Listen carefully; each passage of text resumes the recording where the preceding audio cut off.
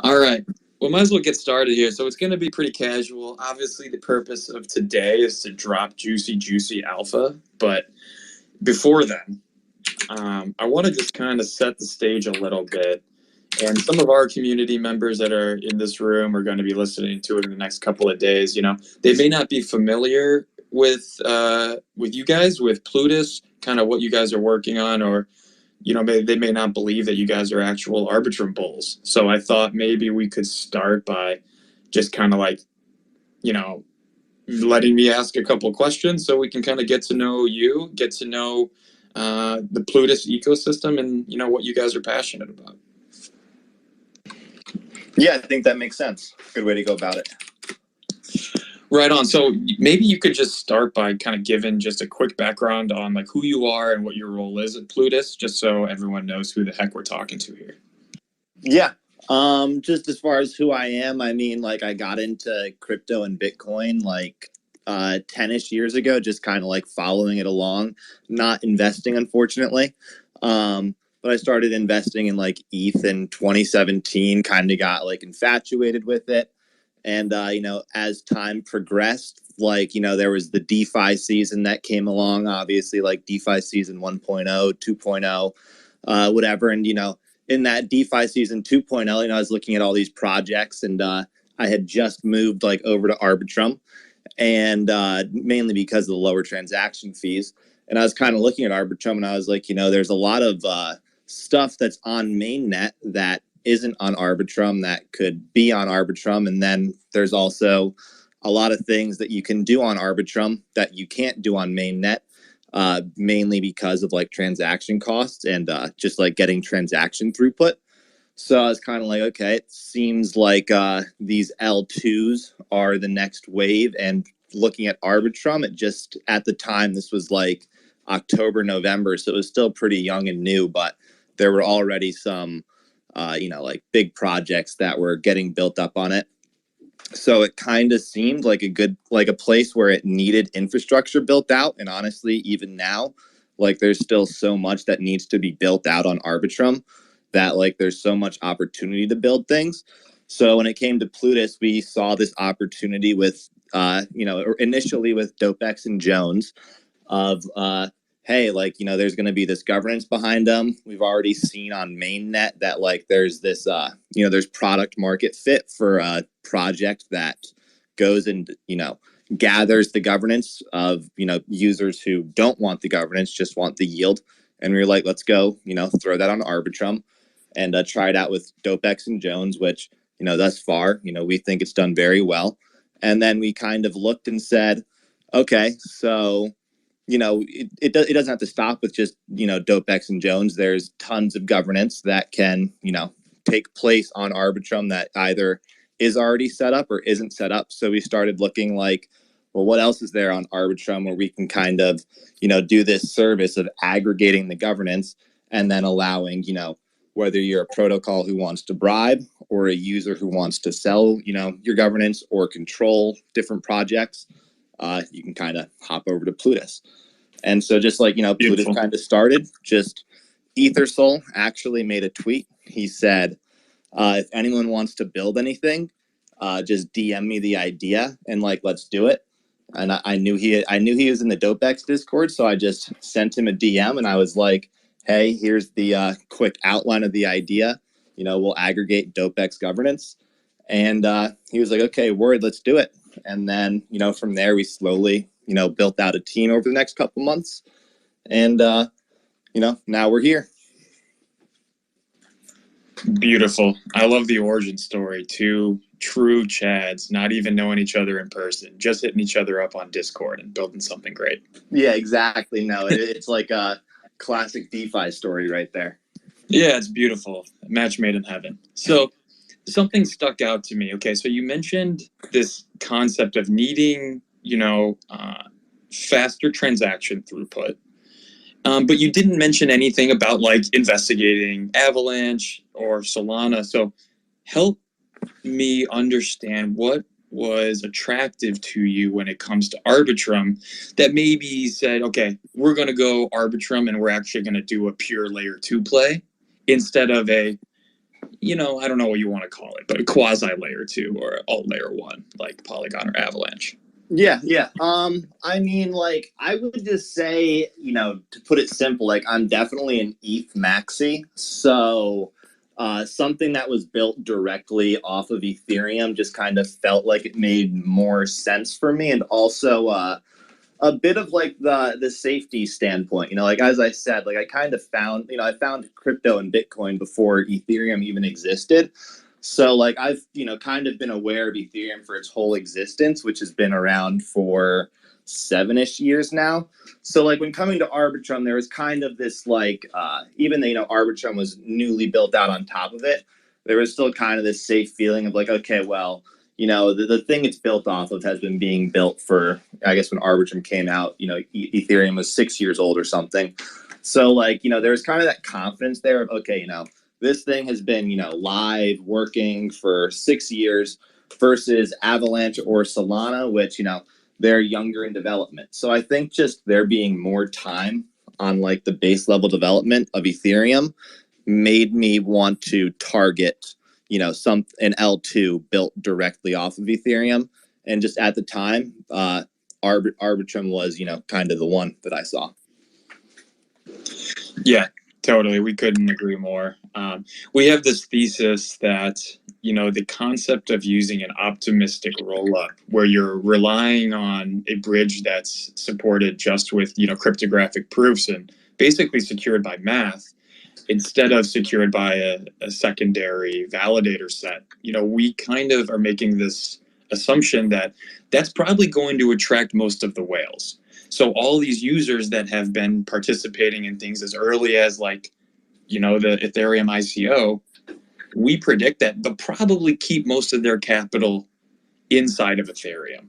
But Arbitrum, being secured by the layer 1 consensus and secured with math, we're seeing a lot of that economic activity go to Arbitrum even before they have a token. So that was like the ultimate validation for us, seeing this economic activity go to Arbitrum even before they've done their token. We were like, okay, we have to be here. This is definitely the home for Sperax.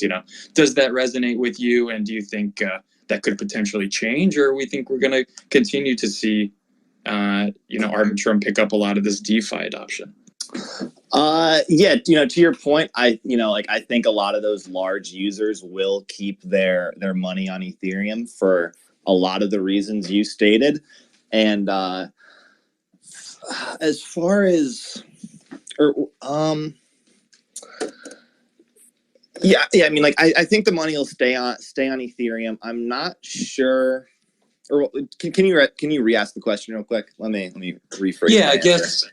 So I guess it might be a little different for you guys because governance, it's sitting on top of all these different dApps. But I'm curious, do you envision Arbitrum being kind of the DeFi hub of the metaverse? I mean, using very broad strokes. What do you think about a thesis like that? Yeah. So here's why I do think it will be that. So, like, there's when I look at Arbitrum, I kind of look at it in sections where it's like, okay, so for example, you have Magic, who's doing this, thing with NFTs, making their own, like, an NFT metaverse, where it's like, okay, so that's one piece of Arbitrum, where Arbitrum has this, like, super strong, NFT community, and that's just like one part of, the crypto culture now. But then, you go look at, say, DopeX or Jones, which, there's, boom, on-chain options and on-chain options management on Arbitrum. So, like, that's a whole nother, market sector and, like, target demographic of users. There's some users who want to play NFT games.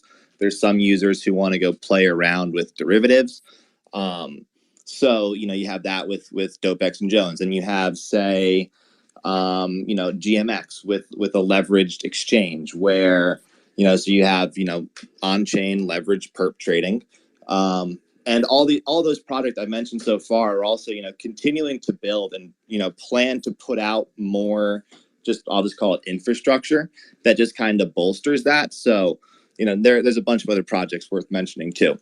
But just like to kind of, I guess the reason I think Arbitrum will be the layer 2 is because, one, it kind of got like a big head start with a lot of this stuff. So like if another L2, as more L2s pop up, like you can't, I think the saying is like, you can't fork community. Like those people who are in the Magic community aren't going to jump ship to a new L2 NFT community thing. If anything, Magic would just like integrate into that different L2 or something. So that's kind of why I see just Arbitrum as being the one, because it just is already having all this different infrastructure being built out for like different target users.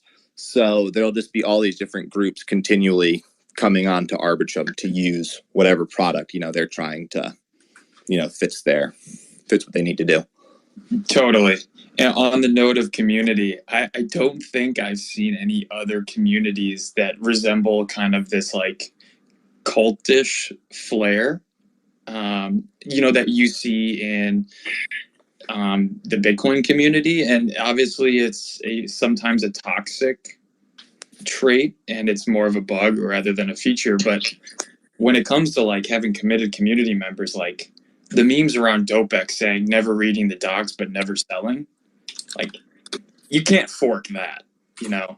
I think that's incredibly powerful. And as you enter the Arbitrum ecosystem, you're kind of like brought into this family of really committed DeFi builders, which I think is very, very unique to Arbitrum. It was present in Phantom actually, and back when ETH Layer 1 fees were cheap.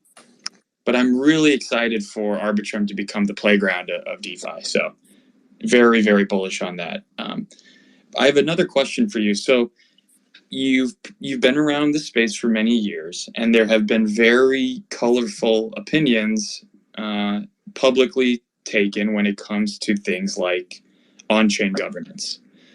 What is most sticking out to me is the Rari founder Jay has basically taken the stance that on-chain governance doesn't work. So what might you say about a stance like that, and how do you think on-chain governance is going in DeFi? So first of all, it's early with on-chain governance, and I think it's one of those things where it's going to take time to mature and get to a really streamlined point. I think that it's not that like it's an governance is wrong, but it's like there are issues with governance in general, just in the sense of like I remember seeing it with like last year with Convex and Frax, where Frax wanted to buy a bunch of CVX and they had to go put through a governance proposal, and the governance proposal got put through and they were going to buy like, 1 million CVX at $40 a piece. Well, the whole world saw that. And so the whole world bid CVX up to like $42. Yeah. So, in that case, because it had to go through governance, it broadcast the move to everybody. And now they are, like in that situation as Frax, you're now kind of in a disadvantaged position. So like in that sense, sure, there are some things where it's just like there are inherent issues with on-chain governance. But to say like it doesn't work or it's useless or any of that, I think is a bit like a bit too strong of a stance. I think it's like anything where there are, trade-offs basically. There's pros and cons to it. One of the cons with, governance is that it slows down how quickly you can actually execute something. And so if, timing is of the essence, there's a con there where like, okay, we need to do this quickly, but then there's governance here. So like there's that side of things. But I think you also see like useful governance where, like, for example, you have, Curve with the gauges where it's like, I think governance that can, push those emissions around makes sense. I think it's shown to make sense. And like, I wouldn't call that useless. I actually think with the way Curve does it, it kind of makes a more, like in a sense, like a democratized way to control the emissions where just like any user, no matter how much V curve they have, even if it's only one, can come in and, get literal tangible value out of that governance. So like, I don't think you can say something that has tangible value behind it is like useless or a waste. But I mean, it's definitely not perfect. And it, governance has its parts where like it makes a lot of sense and works really well, and it has its parts where, you know, like if you're trying to buy a bunch of a token, you're going to broadcast the price you're buying it at. You know, it kind of makes that a bit more difficult. Yeah, couldn't agree more. How we kind of think of it at Sperax is like we always try to remind people like we're still working on experiments. Like our job now when it comes to building out this space is just present the market with as many different flavors of different experiences as possible. And then we just have to kind of watch how the market responds and how users respond to these different flavors. And then the one that tastes the best, you know, you lean into. Like this notion that you should design something on paper, burn the keys and publish it on chain in a certain rigid format, I just don't think is the way to move forward. I think that you're going to have to go through a couple months, maybe even a couple years through a decentralization period where you kind of work with your community to figure out what works for you. Because I imagine a governance structure A that works for Sperax does not work for a different protocol like Rari per se. So I'm excited to see where this all kind of goes, and I think that Plutus is making like tremendous strides and you know, making governance more accessible and adding more expressive options, I guess, to communities. So I'm trying to transition this now to Plutus. I would love to hear from you, kind of like how you guys explain what a PLS asset is, and then we can talk about PLS SPA. Yeah. So as far as a PLS asset, the way we see it is a PLS asset is any asset that we come along and wrap that has some governance value or some, you know, governance power that we want to accrue. So, you know, if there's a PLS asset, it basically means that the underlying governance of that asset is handed over to the PLS holders, or, you know, in this case, it'll be the locked PLS holders, and the user who gives up that governance. So the user who wraps their SPA, in this case for PLS SPA, you know, they give up that governance, but in exchange, they get all the benefits of locking it for 4 years in terms of the yield generated. And they also get some PLS on top of it, just as like a little bit of, you know, a boost from us. And, you know, on the other side, we have our PLV assets, which are just assets that they aren't wrapped forever. You can go and convert them back to the regular asset, just like you can burn the PLV asset and get the, you know, regular asset back. So that's kind of the difference between the two. One of them is like it controls the governance. The other one is it's a product built on top of another asset, but there's no governance implication. Beautiful. So for our community, for the Sperax community, what they're going to benefit from now is, you know, if they were to mint PLS SPA, they get the benefit of max locking that SPA. So this is an alternative to just max locking it and getting the SPA. If they instead take their SPA, they go to Plutus, they lock through Plutus, they'll get the APR as if they're holding Vespa, but they still get an asset that is liquid, it's tradable, and they could even get out of that asset if they wanted to, right? Yeah, exactly. And when you look at, you know, depending how long the user is considering locking, when, you know, it's okay, if you're like, you know, some users don't, you know, like they might not want their, personally me, like I don't want my assets locked for more than like 3 months. And like I think a lot of users kind of feel that way in crypto, where like a lot of users who are in crypto now maybe haven't even been in the space for 4 years. So the idea of locking their asset for 4 years can be a little bit of a hurdle for them. So that's kind of like where we see value in that, like, you know, you can get the benefits of the yield, because I think there's just a lot of people who are yield maxis. You know, you can get the benefit of all that yield without the kind of, I guess, con of not being able to touch the underlying capital for however long you lock it for. Brilliant. So as a holder of PLS SPA, I'm just like, I would be curious to think through various risks. and a lingering risk that I would think I may have as a PLS SPA holder is, what if I can't actually unwind this thing? You know, I minted it because I want to be able to one day exit it before the 4-year lock. You know, how the heck would I do that? You said I can't unwrap it. So what does the offboarding look like for a user who wants to exit a PLS position?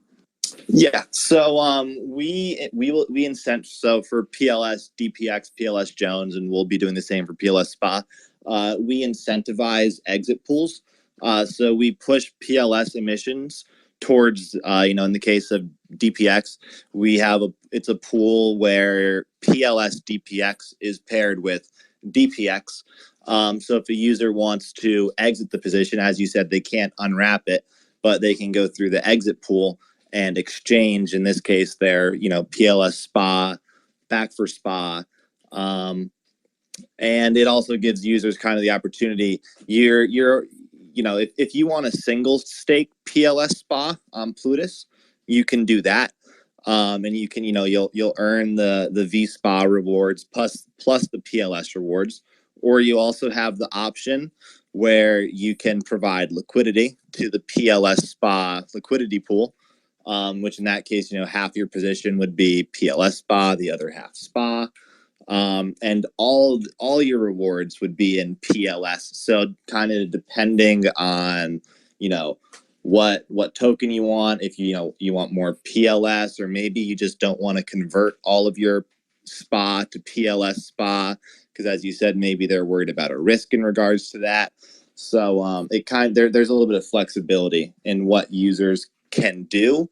And kind of what we're also working on now, like a bit of alpha, is we're talking with other projects about building applications on top of our PLS assets. So that would be things potentially like lending, future yield products on top of these, to kind of give users even more options for what they can do with their PLS assets. You're telling me I can take leverage on my max yielding product to buy more of my max yielding product to take out more leverage? Not yet, but potentially soon. We'll say we'll say potentially, so we don't commit to anything. But that is a very good idea. Got it. I love adding risk to my risk assets. Exactly. I love the industry. Okay, beautiful, man. This sounds super exciting. And just to, you know, kind of fill some people in more, when it comes to that exit pool, the Sperax Foundation is going to come in day one, and we're going to provide some liquidity to that pool. But we're going to not stake our governance token, or excuse me, we're not going to stake the LP token. So what I mean by that is on day one, when the vault opens, the Sperax Foundation will mint 10 million units of PLS SPA. We'll take those 10 million PLS SPA, we'll pair it against 10 million SPA on the exit pool, except we won't stake it. So what this means is you'll have plenty of exit liquidity, you'll never have to worry about being stuck in the asset, and you don't have to give any of the PLS or the SPA emissions to the Sperax Foundation. It's for the community. We don't want to collect them. We want you to collect them. But we also want to ensure that there's enough liquidity where you feel nice and safe in the position. So, yeah, on day one, there'll be plenty of exit liquidity. And when do you think day one is going to be, Big K? What date are we opening up these deposits? It's definitely in the time frame of days. I mean, let's see, let's say, I don't want to say an exact date, you know, but I mean, like within, you know, 5, 6, 7 days ish. So, like, you know, within the next week, we have, you know, stuff up on testnet, making sure everything's works. We're kind of just in that last part where you're crossing your T's and dotting your I's, and as long as something doesn't pop up out of left field, you know, it's all good to go. Amazing, sir. You guys heard it here first. 5 to 7 days, you'll be able to park your SPA to mint PLS SPA don't have to sacrifice a lockup to get those max rewards. And as was mentioned today, there's going to be multiple different juiced up APRs coming from PLS incentives. So get your SPA ready. Go grab SPA on Uniswap. Get ready to mint it. And yeah, I think that's it. Are there any other questions that you may have for us, BK, or anything you want to kind of let everyone know before we sign off? I'm trying to let me see if I got any questions in the back of my head real quick. I guess one question would just be, in terms of like, in terms of Sperax and the, like, I kind of gave, a little bit of the Plutus origin story. Do you guys have like a quick, like, like little 2 or 3 minute, like, Sperax origin story about how you guys, came to be and just, how you got to where you are now? Yeah, absolutely. So, when it comes to Sperax, as many people know, we actually were originating as like an algorithmic stablecoin. So we were working on a product that looked very similar to Frax. So we had a 90% explicit collateral composition and then a 10% implicit composition. So this is very similar to, how Frax is 92% collateralized by other stable coins and some volatile assets and LP positions. And then it's 8% collateralized by the protocol's ability to mint FXS. So we actually had some of the Terra co-founders on our team. I know that some people are probably cringing right now. But what they had done is they had basically said, hey, this thing has reflexivity issues and it's probably going to crash one day. You can go listen to our AMAs about that. So then when that finally happened, we were stuck between a rock and a hard place. So we said, what are we going to do? Are we really going to lean into this, partial collateralization model? Or are we going to go fully collateralized and pivot? And we elected to do the latter. So in May of this year, we did basically an emergency function, and we used a lot of our money that we fundraised from the foundation, and we parked it in the protocol, making USDS 100% collateralized. So now USDS is effectively a stablecoin index product. It's collateralized by a bunch of staked stablecoins earning yield. And then what's produced is USDS. So it's a liquid staked stablecoin. It automatically generates passive income for the users. And as we built that, we had a lot of challenges doing things like, providing liquidity on Uniswap and figuring out how to make liquid DEX markets. So that was the motivation behind building Demeter, which is our most recent protocol, which is a ability to bootstrap USDS, get new trading pairs for USDS, and ultimately it's really our go-to-market strategy for the stablecoin. So we pivoted all the way from this algorithmic Terra-like product to almost the exact opposite, low yields, but very, very reliable and 100% collateralized. So now we're just trying to build open source public goods for the Arbitrum ecosystem, and we will really want to help with liquidity. So anyone that's interested in launching on Arbitrum, please reach out to us because we'll match your liquidity incentives. You can use our Farm Factory contracts to launch your Uniswap V3 pool. And if you seed against USDS, you'll get extra emissions and we'll do some marketing for you. So,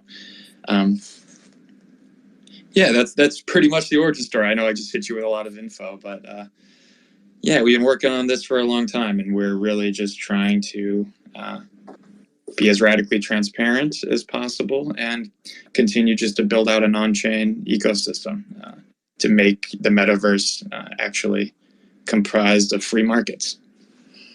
Yep. Yeah. Love it. Yeah. And, I was familiar. I think that we first, like, Sperax and Plutus first got in contact. I mean, like, either right in the wake of the Luna crash or like right before it happened.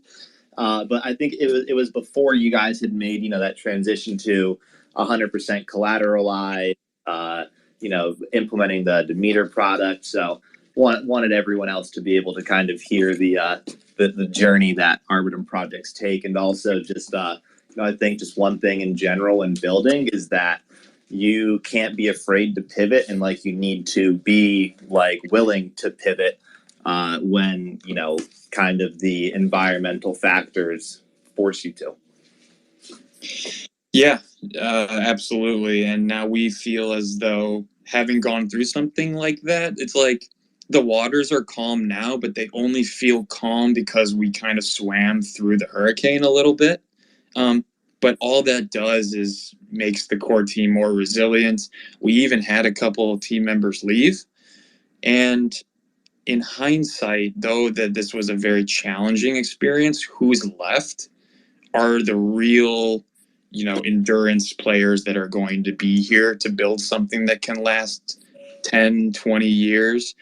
And hopefully by the time the core team is completely gone from the project, it's still a self-sustaining, self-reinforcing ecosystem that can live on for decades to come. Yeah, and to your point, like when a team's able to pull that off, it speaks a lot for the team being able to do it. Well, we were a little crazy after it, but I think that it's good. It's amazing. We're excited to be part of the Arbitrum family, and we're getting very similar vibes from everyone who's in the ecosystem building through this bear market. Yeah, absolutely. And yeah, I think a side effect, I don't know if it's just building through the bear market or building in general, but every now and then you're going to go a little bit crazy. Yeah, totally. But it's just a cost of doing business, I guess. We're here because we're building the future. So sometimes we don't really know what that future looks like, and you got to run a lot of experiments. But that's just the way that this industry operates. We run experiments, we see what works, and we lean into what's working. Yep, 100%. Well, I really enjoyed this talk, man. Thank you so much for your time. And I think the Sperax community really appreciates you shedding some light into Plutus, yourself, and kind of, what you're passionate about here. So thank you. Yep, thank you guys. Yeah, same to you. Thank you for having me on to, talk a little bit, make everyone listen to me. Love it. Right on. Well, have a great day, and enjoy the beautiful New York weather. Cheers, man. Yep, thank you. Have a good one.